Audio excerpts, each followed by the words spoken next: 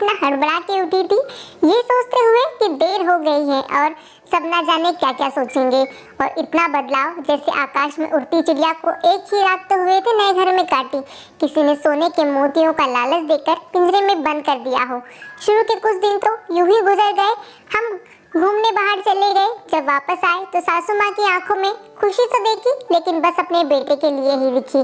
मैंने सोचा शायद नया रिश्ता है, एक दूसरे को समझने में देर लगेगी, लेकिन समय ने जल्द ही एहसास करा दिया कि मैं यहाँ बहू हूँ, जैसे चाहूँ वैसे नहीं रह सकती। कुछ कायदा मर्यादा है जिसका पालन मुझे करना होगा। धीरे धीरे बात करना, धीरे धीरे हंसना, सबके खाने के बाद खाना खाना, ये सब आदतें जैसे अपने आप ही आ गई। घर में माँ से कभी कभी बात होती थी। धीरे धीरे पीहर की याद सताने लगी।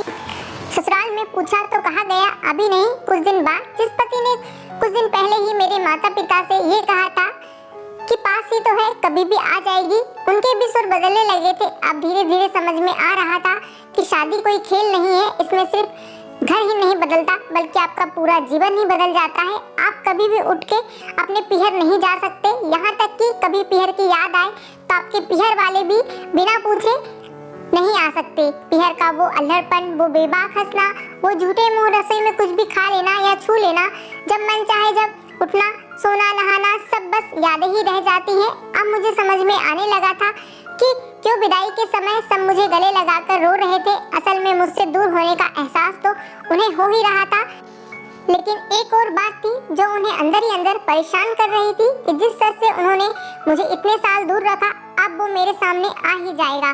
पापा का ये झूठ कि मैं उनकी बेटी नहीं बेटा हूँ अब और दिन नहीं छुप पाएगा। उनकी सबसे बड़ी चिंता ये थी कि अब उनका ये बेटा, जिसे कभी बेटी होने का एहसास ही नहीं कराया था, जीवन के इतने बड़े सच को कैसे स्वीकार करेगा।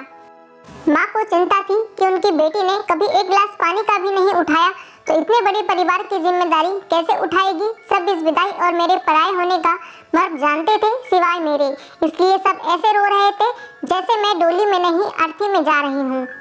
आज मुझे समझ में आया उनका रोना गलत नहीं था।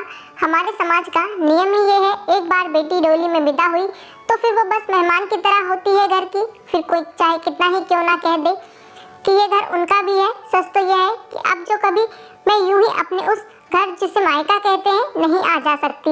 हजारों समस्याएं और परेशानी आने पर भी उसी को हल करना है, हंसते हुए, गम छुपाते हुए। क्या कहेंगे आप, क्या यह तपस्या से कम नहीं है? अनजान जगह को सुधार कर अच्छा बनाने का काम करना। अगर आपको कहानी पसंद आई हो तो प्लीज लाइक शेयर